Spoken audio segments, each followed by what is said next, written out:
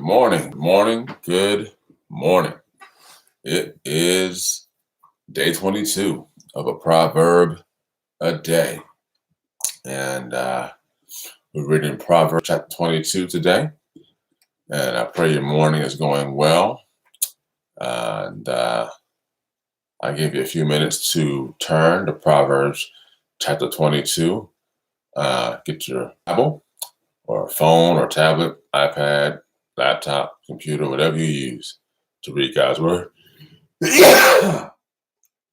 Excuse me. And whoever said bless you, thank you. And if you don't have a amplified version of the Bible, feel free to go to BibleGateway.com and follow along with us there, or just listen as I read and follow along. All right. Give you about 15 to 20 more seconds.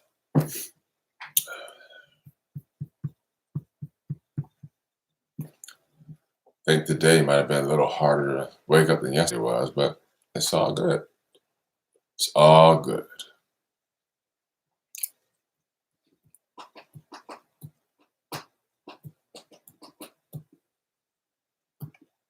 All right, here we go. Proverbs chapter 22. And let's get it going. On life and conduct, once again. A good name earned by honorable behavior, godly wisdom, moral courage, and personal integrity is more desirable than great riches. And favor is better than silver and gold. The rich and poor have a common bond. The Lord is the maker of them all. The prudent and far-sighted person sees the evil of sin and hides himself from it.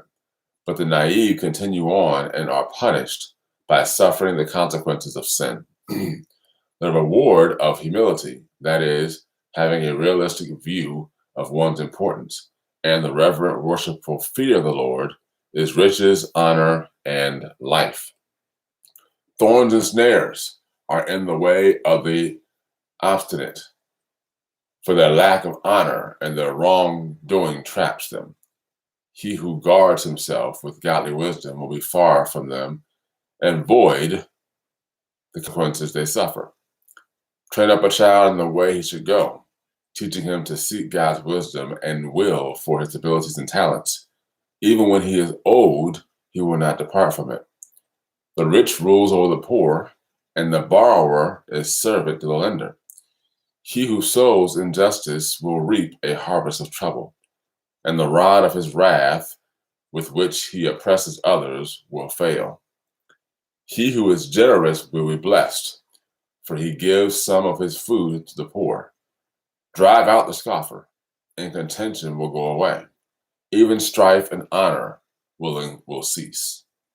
He who loves purity of heart and whose speech is gracious will have the king as his friend. The eyes of the Lord keep guard over knowledge and the one who has it, but he overthrows the words of the treacherous. The lazy one manufactures excuses and says, "There is a lion outside. I will be killed in the streets if I go out to work." The mouth of the immoral woman is a deep pit, deep and inescapable. He who is cursed by the Lord because of his adulterous sin will fall into it. Foolishness is bound up in the heart of a child.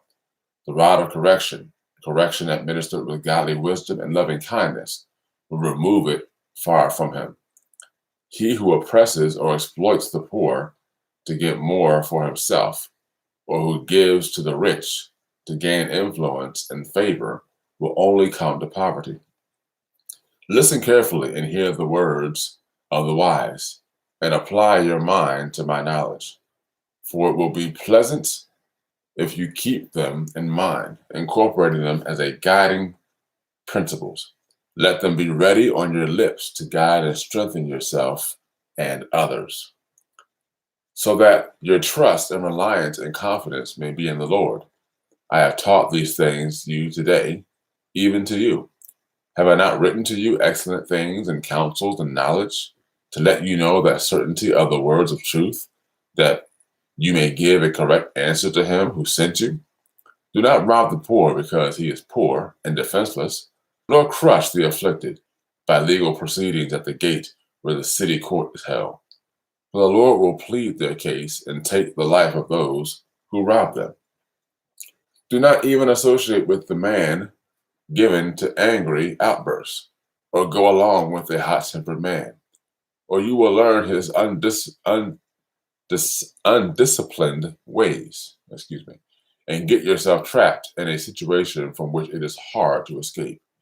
Do not be among those who give pledges involving themselves in others' finances, or among those who become quaranters for others' debts. If you have nothing with which to pay another's debt when he defaults, why should his creditor take your bed from under you? Do not move the ancient landmark at the boundary of the property, which your fathers have set. Do you see a man skillful and experienced in his work? He will stand in honor before kings. He will not stand before obscure men. That is 29 verses of Proverbs chapter 22. And there was a side note in verse 17. Listen carefully and hear the words of the wise, and apply your mind to my knowledge. And it had one next to the word words, and it says, these particular verses, 17 to 21, introduce a special collection of wisdom sayings compiled by Solomon. You know, King Solomon is considered to be the wisest person who ever lived on the entire earth. So those are pretty good words of wisdom there.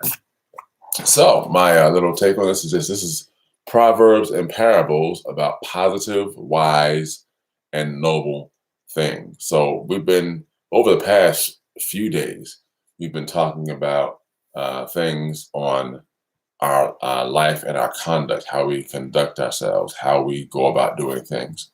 And so the book of Proverbs is really about those kind of things. And it's really about giving us instruction on how to live our lives, how to go about our lives, how to treat people, how to treat ourselves, how to love God, and how to be open and seek after wisdom. And very good book to read on a monthly basis. There's 31 chapters in the book of Proverbs. We're on day 22, so we're on day 23 tomorrow, and we'll keep it moving. So guys, have a great day, and I will see you tomorrow on a proverb a day on day 23. Have a good day.